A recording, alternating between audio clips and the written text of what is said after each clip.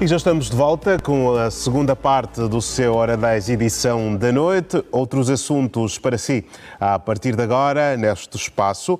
E começamos por dizer que os presidentes da China e dos Estados Unidos da América comprometeram-se na Indonésia a encontrar caminhos para evitar conflitos e a trabalharem juntos em tempos de interesse comum e para o bem das nações. O encontro, que é o primeiro desde a posse de Joe Biden e reeleição de Xi Jinping, acontece num momento de alta tensão a nível da política internacional. Com a guerra na Ucrânia e as posições divergentes entre Pequim e Washington quanto a Taiwan, o encontro surge numa altura de tensões renovadas entre a China e os Estados Unidos, suscitadas pelas divergências em relação à guerra na Ucrânia, o tema de Taiwan e de várias restrições impostas por Washington à exportação de equipamentos para a produção de semicondutores para o país asiático.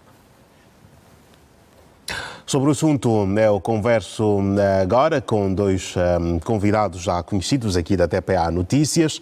Matias Pires, comentador residente da Televisão Pública de Angola. Boa noite e bem-vindo mais uma vez à Hora 10, edição da noite. Boa noite, Dorivaldo Aleixo. Boa noite, telespectadores da TPA.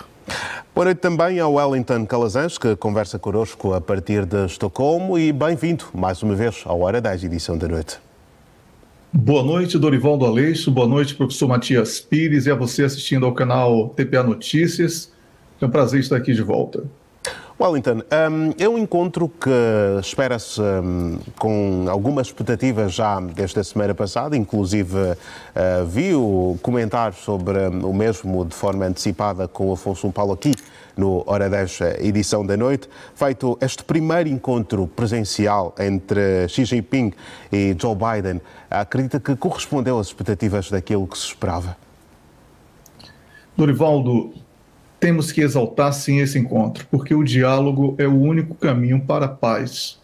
E por isso, ainda que as divergências sejam extremamente notáveis, né? Todos nós sabemos da questão de Taiwan, que há uma divergência hoje muito clara entre o que pensam os chineses e o que pensam os norte-americanos, ainda que a China não deva recuar na parceria com a Rússia, e isso afeta diretamente os interesses norte-americanos e dos países membros da NATO em relação à Ucrânia, e também em relação aos conceitos sobre o que chamam de mundo verde, preocupações ambientais e etc., que muito é questionado quando os dois países são potências econômicas, e isso implica necessariamente numa linha de produção que é altamente poluente. Então, eu considero que um entendimento não seja construído da noite para o dia quando falamos dos dois maiores PIBs do planeta, quando falamos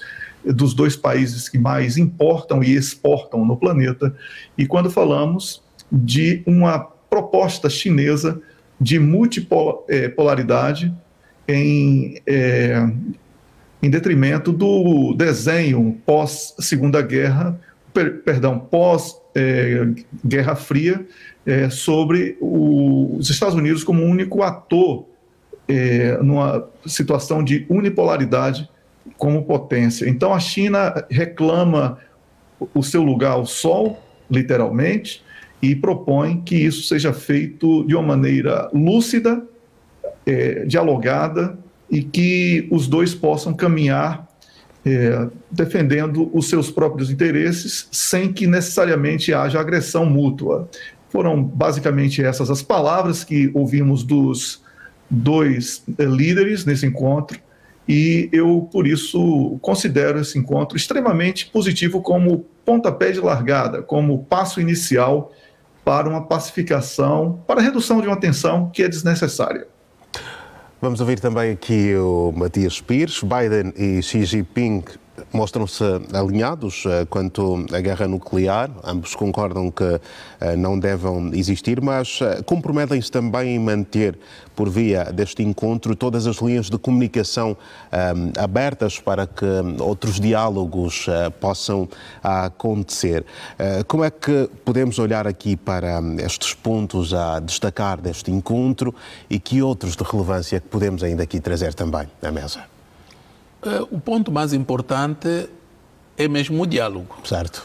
O diálogo é o ponto mais importante. Não tanto que tivesse havido grande convergência, porque só o facto de terem sido 3 horas de reunião, exato, para aquele nível, dá para entender que não foi uma reunião fácil. Os Estados Unidos e a China divergem em muitas matérias. Sim, sim. Desde logo porque quando nós olhamos para o contexto em que acontece esse encontro e recuamos um pouco, há poucos meses, em agosto, quando a senhora Nancy Pelosi visitou a presidente cessante da Câmara dos Representantes, visitou Taipei, a capital de Taiwan, a 2 de agosto, houve um momento de crispação muito intenso entre os Estados Unidos e a China, porque os Estados Unidos têm um entendimento com a China em como reconhecem a soberania chinesa sobre Taiwan. Só que Taiwan funciona um bocadinho como instrumento de chantagem dos Estados Unidos contra a República Popular da China. Então, vezes sem conta, umas vezes abrandam a pressão sobre Pequim, outras vezes usam Taiwan para realizarem manobras militares, para reconhecerem determinados avanços democráticos na ilha de Taipei, e isso muitas vezes enfurece, causa mesmo revolta à China, porque é a sua soberania que está em causa. De todo modo, esta deslocação também deve ser percebida no quadro dos esforços dos Estados Unidos para o isolamento diplomático da Rússia face à intervenção daquele país na Ucrânia. Certo. Mas deixa dizer que a China tem consciência de que nunca será um verdadeiro aliado dos Estados Unidos, e o seu aliado mais próximo é a Rússia, mesmo ao nível do posicionamento no quadro do P5, tantos 5 permanentes do Conselho de Segurança das Nações Unidas, a posição da Rússia tende a ser mais próxima da China do que dos Estados Unidos, França e Reino Unido. Por outro lado, este encontro também acontece no momento em que, com a movimentação da Alemanha para alguma aliança com a China, os Estados Unidos procuram, digamos assim, aproximar-se à China no sentido de manifestar um certo abrandamento digamos assim, das várias discórdias, porque eles têm a guerra econômica. Há estudos que dizem que em 2030 a China vai tornar-se a maior potência econômica do mundo, e então os Estados Unidos vão tentando frenar isto. A tentativa de forçar a China a entrar em confronto com Taiwan, por exemplo, para eventualmente, por via do desgaste da guerra, atacar a economia chinesa, não foi possível. Há um outro tema que importa também discutir entre Estados Unidos e a China, que tem a ver com a pandemia da Covid-19 e a resiliência global face a esta pandemia, que já vem sendo controlada, mas às vezes sem conta circulam notícias de novas variantes. Certo. Também as acusações, aliás o Wellington falou um bocadinho disso, a quem aproveito para saudar, sobre as questões ambientais e as alterações climáticas. Muitas empresas americanas estão em solo chinês, e por isso mesmo eu não acredito num confronto direto entre a China e os Estados Unidos, mas, vezes sem conta, os americanos acusam a China de poluir o ambiente, de violar direitos humanos. Ao nível da política comercial, alegam que a China pratica dumping. Enfim, há um conjunto de matérias onde não convergem.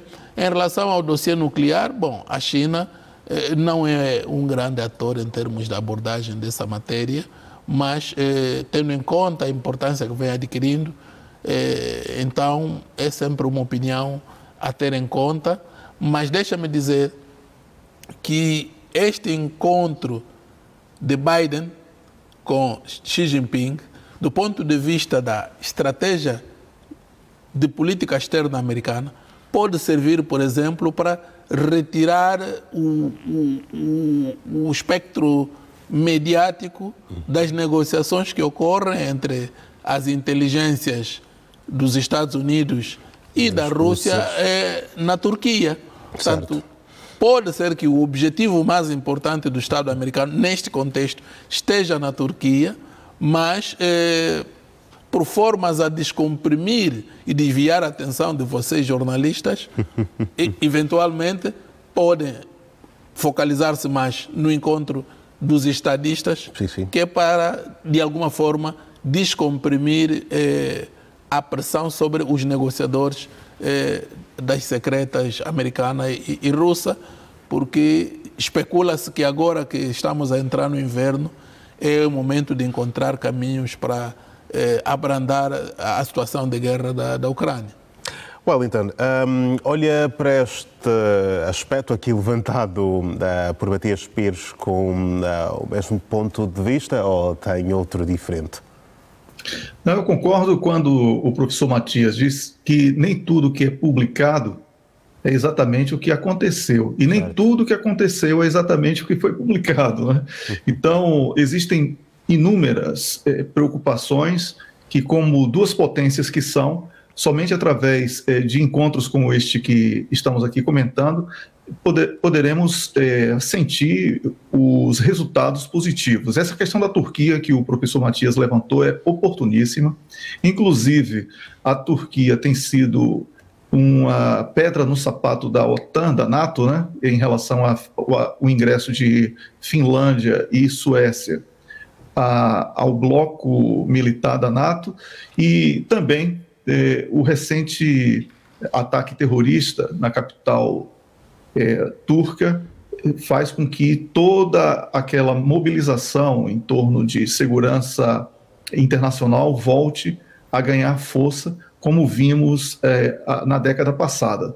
Então, Dorivaldo, obviamente que por serem duas potências e os interesses serem convergentes nos objetivos, mas divergentes nas metas que pretendem alcançar, nós não teremos uma solução imediata para que possamos sentir os resultados.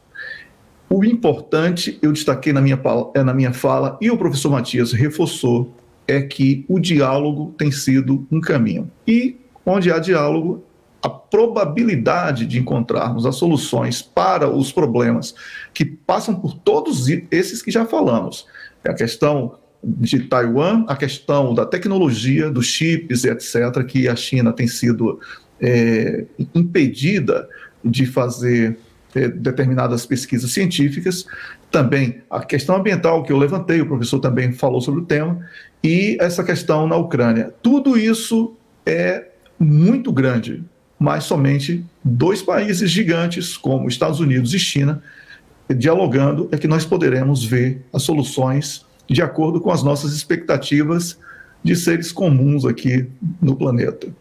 E esta questão da competição no domínio comercial é algo que também podemos aqui levantar?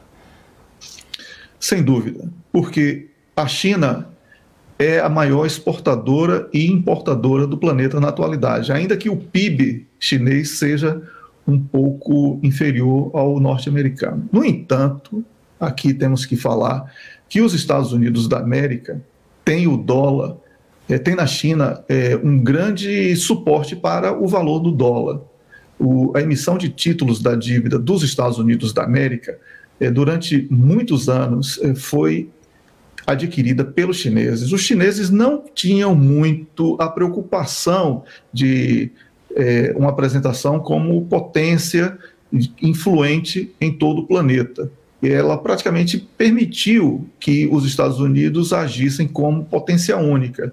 Agora, como eu falei há pouco, a China reclama essa sua condição de potência e propõe um mundo multipolar e, nesse caso específico, até bipolar, né, onde duas potências já possam se apresentar. Obviamente que é um passo inicial para a multipolaridade que é defendida pelos países dos BRICS. Então, Dorivaldo, é sim uma questão importante, a questão comercial, porque é aí que gira a economia. E a economia norte-americana depende muito da produção da China, porque o parque industrial norte-americano foi transferido para a Ásia, e isso diretamente aproxima os dois países. Há pouco tempo também falávamos aqui sobre este encontro dos serviços secretos entre os Estados Unidos e a Rússia, que, prontos, neste momento, juntos em Ankara também discutem temas de interesse, e falávamos também aqui, destacando o professor Matias Pires, de uma possível tentativa de se desviar também as atenções para estas negociações, estes momentos de interação que vão também acontecendo entre os responsáveis dos serviços secretos dos dois países, mas com que grau de importância é que podemos também olhar aqui para este tema? Bom, o Dorivaldo não é específico, se dirige a pergunta a mim ou ao Wellington. Não, é ao Dr. Matias Pires. Bom, mas deixa-me primeiro fazer aqui um pequeno recuo em relação às disputas entre os Estados Unidos e a China. Nós tivemos hoje aqui a inauguração de um parque, vou dizer, tecnológico da Huawei, e a Huawei é também motivo de discórdia na disputa entre os Estados Unidos e a China, porque na perspectiva dos americanos a Huawei não podia ter a tecnologia 5G. Tanto é uma das discórdias, a corrida pelo desenvolvimento das novas tecnologias de informação e comunicação. Há uma questão que o Wellington se referia em relação aos títulos, para dizer que, só para complementar o que o Wellington disse, por outras palavras, Estados Unidos é o maior credor da China. Outra nota que é importante dar, porque que muitas vezes se acusa a China de praticar dumping e a China atrair muitas multinacionais para o seu solo. A China é um país com dois sistemas. Tanto, formalmente é um Estado socialista, mas que tem uma economia de mercado. O que é que acontece? A lei para produzir é socialista. Não há greves. O regime remuneratório de pessoal qualificado é muito benéfico para as empresas. Portanto, é muito fácil você recrutar um engenheiro chinês qualificado do que um engenheiro americano. Um engenheiro americano vai custar provavelmente 10 vezes mais. E esses fatores contribuem para que o produto produzido no mercado chinês chegue no mercado a preços mais competitivos. Mas voltando à questão que colocou das inteligências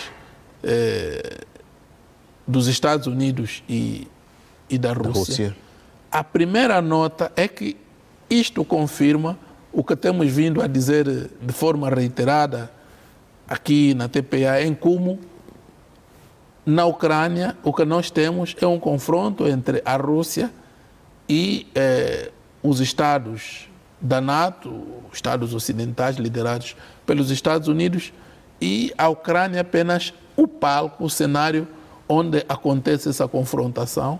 É verdade que hoje o presidente Biden disse que não havia pretensão de se regressar à Guerra Fria, mas morfologicamente nós estamos a ver os sinais da Guerra Fria.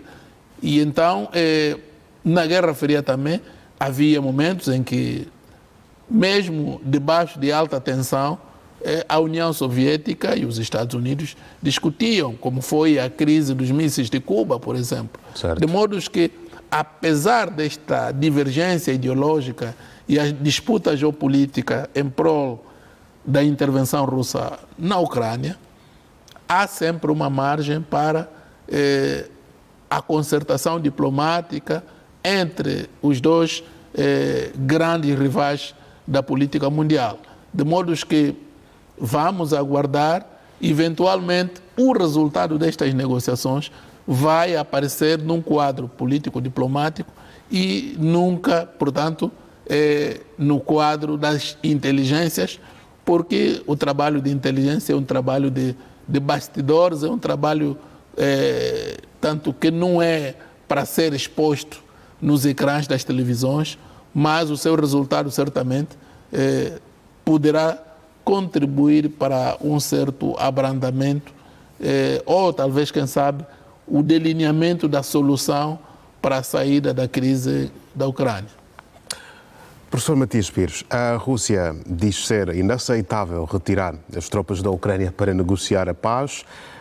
O Kremlin afirmou esta segunda-feira que a exigência de retirada das tropas russas na Ucrânia para iniciar assim as conversações de paz são inaceitáveis. Diz que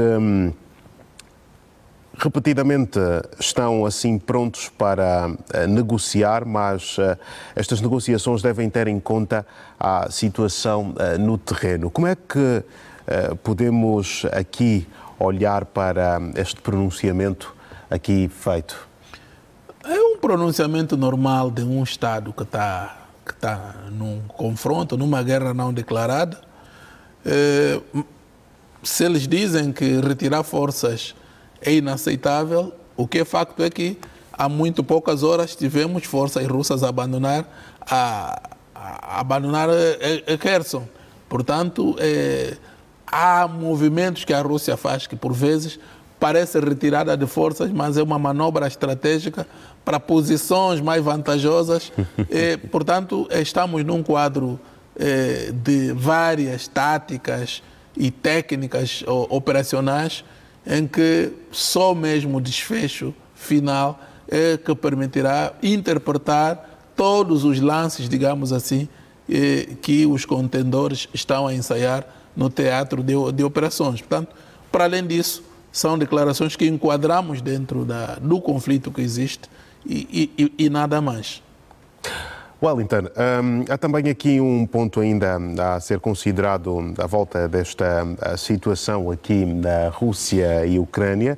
O objetivo de Putin é deixar a Ucrânia fria e escura no inverno, diz a NATO. O secretário-geral da NATO afirmou esta segunda-feira que o objetivo do presidente russo, Vladimir Putin, é deixar a Ucrânia fria e escura no inverno.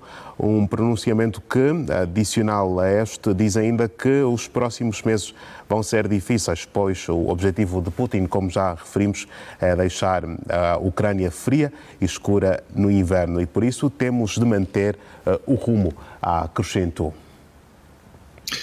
Dorivaldo, antes de fazer o comentário sobre esse tema, eu gostaria de fazer um pequeno reparo aqui na fala do professor Matias, talvez por um pequeno lapso dele. A China foi a maior credora dos Estados Unidos da América e hoje ocupa segundo posto, perdendo para o Japão. Ele falou que os Estados Unidos são os maiores credores da China. É exatamente o contrário.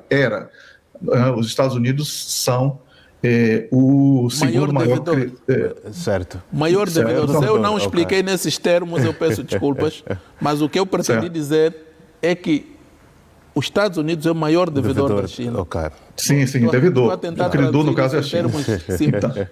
Então, só esse pequeno reparo para boa informação aqui, mas o professor Matias é o professor, né? Não podemos aqui questionar a capacidade do professor Matias, quem sou eu? Então, falando sobre o tema, não é só a Ucrânia. O objetivo da Rússia é deixar toda a Europa com frio e no escuro, e está conseguindo. As enormes manifestações aqui estão acontecendo praticamente em todas as capitais, grandes capitais europeias, já é um reflexo daquilo que havíamos prognosticado aqui nos últimos meses, tanto o professor Matias como eu aqui, não só nesse espaço, como em outros noticiários aqui do canal de notícias da TPA, e certamente, Dorivaldo, é uma situação que precisa ser evitada, porque o frio europeu ele é extremamente rigoroso, especialmente nos países do leste, né? E também aqui os países nórdicos. ainda que eu esteja na Suécia, a Suécia não dependa tanto assim do gás russo para o abastecimento, porque apenas 30% do país, a parte sul da Suécia, é alimentada através da energia elétrica que vem da Dinamarca e da Alemanha, que, por sua vez, são alimentadas pelos russos. Sabemos que a Ucrânia está em guerra com a Rússia, então não podemos esperar que um país em guerra com outro seja tão benevolente e fique produzindo energia elétrica e distribuindo enquanto recebe bombas. Então, guerra é guerra. Lamentavelmente, a linguagem da guerra é um ser mais duro do que o outro enquanto pode. E, certamente, a estratégia da Rússia de explorar o chamado General Inverno vai ser acionada mais uma vez. Vamos também trazer aqui um outro ponto. Os líderes chinês e americano reuniram-se a faltarem horas para o arranque da cimeira do G20, que vai decorrer exatamente na Indonésia e vai começar amanhã, terça-feira. E eu gostava mesmo de saber, antes de encerrarmos a nossa conversa, o que é que cada um dos dois espera desta cimeira que começa já amanhã? Que resultados é que poderemos aqui prever deste encontro? E vamos começar mesmo já pelo Wellington. Dorivaldo, eu penso que o encontro do G20 sem a presença do presidente russo, que é o país-alvo de toda a atenção do planeta, já seja um encontro que não tenha a força que deveríamos esperar, não é? Porque fisicamente o Vladimir Putin não vai estar no encontro, mas espiritualmente ele ocupa mentes e corações, de maneira positiva ou não, de todos os que lá estão ou estarão. Por isso, eu espero que esse encontro seja usado mais uma vez pelos países membros da NATO como um instrumento de propaganda anti-Rússia, e que toda a narrativa de russofobia e de criminalização dos russos seja mantida viva. Por outro lado, teremos aí uma expectativa também de que aqueles países que defendem ou que já declaradamente não condenam a Rússia possam fazer essa defesa e que alguma resolução seja apresentada como símbolo de que esse encontro foi positivo, pelo menos para a questão ambiental, que vai ser a grande preocupação dos europeus por conta da necessidade de renovação da produção de energia, porque essa crise energética dependente da Rússia tem ampliado muito esse debate por aqui. Professor Matias, a questão é a mesma, mas esteja à vontade se quiser adicionar alguma coisa antes de olhar para o ponto de forma específica. Sim, bom, o que eu devo adicionar, de alguma forma também liga-se à reunião do G20. Certo. Nós vimos analisando o encontro entre Xi Jinping e Joe Biden. Nós olhamos para o facto dos Estados Unidos estarem a preparar uma cimeira com alguns estados africanos, Angola incluído. Certo. E a China é um dos principais destinos do petróleo que é explorado em África. E a China é um dos principais parceiros econômicos da África. Só que na lógica americana, quanto maior a presença da China em África, menor é o grau de implementação de reformas democráticas e também o respeito pelos direitos humanos, a questão da transparência e boa governação, aquelas coisas que a gente ouve sempre dos Estados ocidentais. E então, esta reunião com o líder chinês pode procurar sinalizar também uma tática de disputar um espaço que eventualmente venha a ser deixado pela China no continente africano. Uma última nota em relação a este encontro tem a ver também com o dossiê Coreia do Norte. Nós sabemos que, vezes sem conta, há sempre choques entre os Estados Unidos e a Coreia do Norte, que, por via disso, é quase obrigada a permanentemente fazer manobra de dissuasão com os ensaios nucleares.